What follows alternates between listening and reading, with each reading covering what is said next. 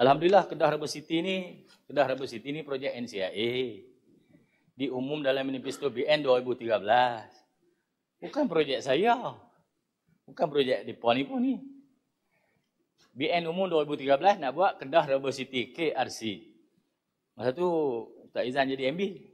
Kita tengoklah daripada umum manifesto. Macam-macam lah daripada umum. Litar lah, KRC lah, apa semua. Tak apa, tak ada masalah. Pilihan raya kita kalah, mereka masuk jadi kerajaan. Tak tahu projek tu baru je buat pengambilan. Diserah kepada NCIA. Projek tu 100% NCIA punya, bukan state punya.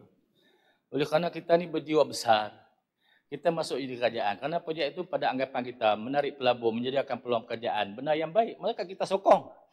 Bila main nak umum kata siap, elektrik tak ada.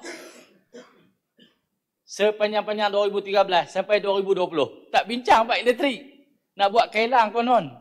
Kedah Harbour City, elektrik tak ada. Bincang ke mana saya tak tahu.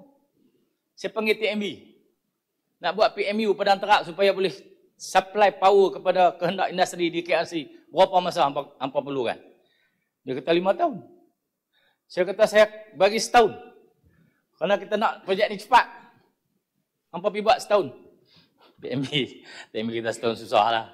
Nak kena buat pengambilan tanah, nak kena pasang rentis tu, kotak tu.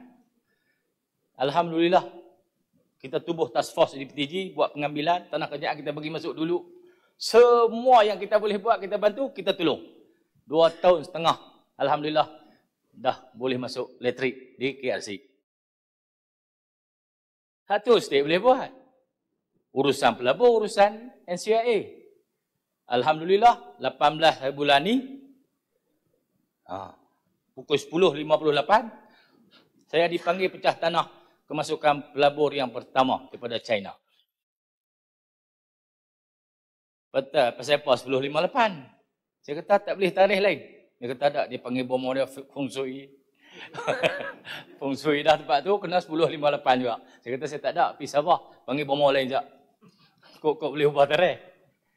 Sekarang ni dah ada pelaburan 2.6 bilion masuk di fasa 1. Untuk fasa 2, NCIA maklum, mereka nak buat aktiviti lain dulu. Tuan-tuan boleh pergi tengok lah.